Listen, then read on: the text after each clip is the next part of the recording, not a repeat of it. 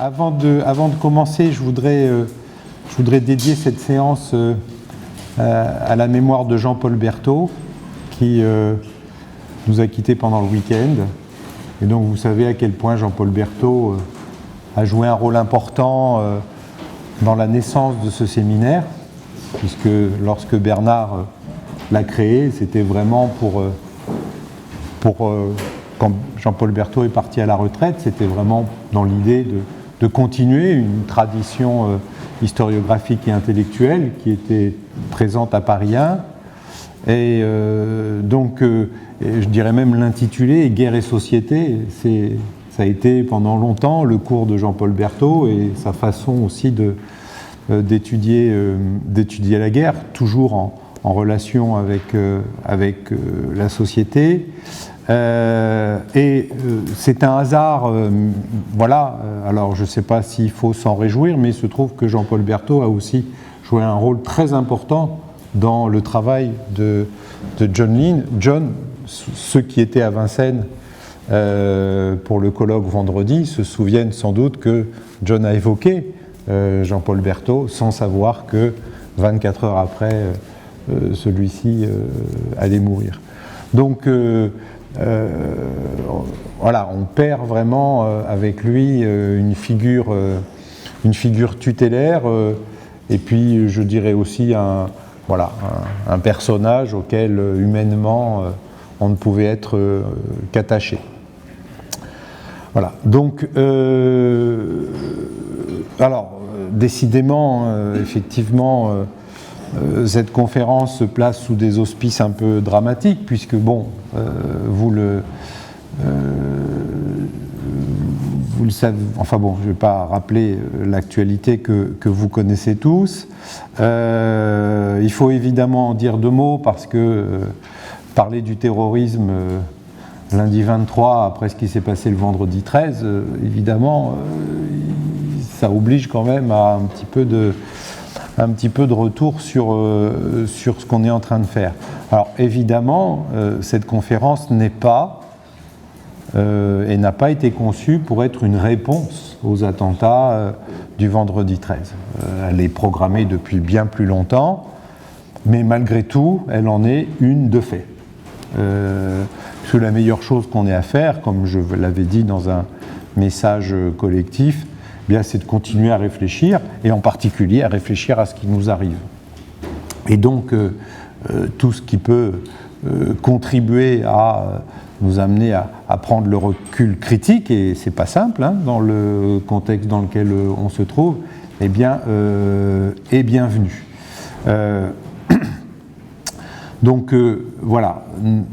Ce que va dire John Lynn et le travail, vous présenter le travail sur lequel il est depuis quelques années, ce sont les grandes lignes d'un ouvrage qu'il va bientôt publier, d'ailleurs il s'en explique dans le texte. Je n'ai pas voulu non plus lui faire dire plus qu'il n'avait envie d'en dire, en l'obligeant à se référer à l'actualité. Maintenant, évidemment, on sait tous ce que l'on a en tête en ce moment. Voilà pour ce qui est de la présentation un petit peu de ces circonstances dramatiques. Alors maintenant, pour entrer dans le vif du sujet, donc comme je vous le disais, ce que John Lynn va présenter, c'est ce travail qui trace les grandes lignes du livre qu'il a en préparation. Alors, John Lynn est un historien de la guerre qui a publié donc sur les guerres de la Révolution française. Je fais référence à l'influence qu'a eu Jean-Paul Berthaud sur son travail, donc dans un livre qui s'appelle Bayonets of the Republic. Il a aussi publié sur la guerre au grand siècle, avec un livre pour lequel nous lui avions proposé de participer au colloque de jeudi et de vendredi, et qui est Giant of the Grand Siècle, et prolongé ensuite par les guerres de Louis XIV. Mais c'est aussi un historien qui a jeté son regard, un regard transversal sur d'autres périodes de la guerre, ce qu'il a fait dans un livre qui a été traduit en français sous le titre, et vous allez voir les échos forcément, sous le titre très célèbre de la guerre, qui est en fait la traduction française d'un livre qu'il avait publié donc en anglais, intitulé Battle, A History of Combat and Motivation. C'est une histoire, donc c'est un essai d'histoire-bataille, hein, d'une certaine façon, mais qui prend en compte une approche à plusieurs échelles et qui articule particulièrement bien l'histoire culturelle et l'histoire de la guerre.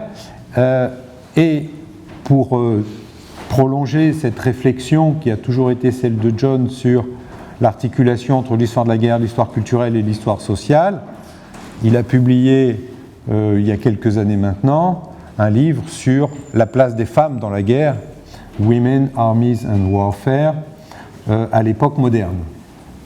Et là aussi, c'est un livre qui montre vraiment le caractère, bon, on l'a déjà célébré pour ça vendredi dernier, mais je vais recommencer, le caractère inventif, toujours en mouvement, et précurseur, du coup, du travail de John Lynn, puisque avant même que l'histoire du genre soit encore... enfin, disons, l'histoire du genre appliquée à l'histoire militaire, ça commence à se faire en ce moment, mais lorsque John Lynn a publié son livre, c'était tout à fait nouveau, et d'ailleurs son livre reste toujours une référence particulièrement importante. Donc vous voyez qu'on a quand même le privilège d'accueillir un grand historien qui, par ailleurs, est aussi un ami, et donc ça ne gâche pas les choses. Et donc l'exposé que vous allez avoir propose une vision historique de ce qu'est le terrorisme et surtout peut-être qu'on pourrait dire ce qu'est la politique de terreur appliquée au conflit. Au-delà de la cristallisation du terrorisme qui, d'une certaine façon, peut gêner si on ne juge le terrorisme qu'à l'aune de Daesh, on perd peut-être un certain nombre de choses, d'où l'intérêt de replacer cet usage-là spécifique de la terreur dans une perspective plus longue dans le temps, mais aussi plus diversifiée dans les formes. C'est-à-dire, l'usage qui est fait actuellement de la terreur n'est pas l'usage exclusif de la terreur. Il y a d'autres façons de le faire. Et donc, vous avez vu, et il va s'en expliquer, vous avez vu ce titre. Bon, vous pourriez dire que décidément, John Lynn a un compte à régler avec Clausewitz, parce que tous ces livres, se réfèrent. Mais en réalité, effectivement, il s'agit d'appliquer au terrorisme, d'abord, une vision transversale, essayer de comprendre quel est l'essence de la logique de terreur, de même que Clausewitz avait pu essayer de comprendre, au-delà de ces manifestations historiques, ce qu'était l'essence même de la guerre. Donc il y a une démarche qui est proche et qui est tout à fait complémentaire, puisque c'est le constat que fait John Lynn, c'est que effectivement, il est difficile d'utiliser de la guerre de Clausewitz pour comprendre le terrorisme. Il y a là un point, effectivement, qui est un point aveugle. Alors, non pas, comme on va le voir, que l'usage de la terreur dans la guerre ait été inconnu à l'époque de Clausewitz, c'est une forme historique ancienne, mais parce que, effectivement, c'est difficile à faire entrer dans la conception clausewitzienne de la guerre. Donc d'où ce titre qui est à la fois un hommage, a tribute, et en même temps un complément au travail de Clausewitz.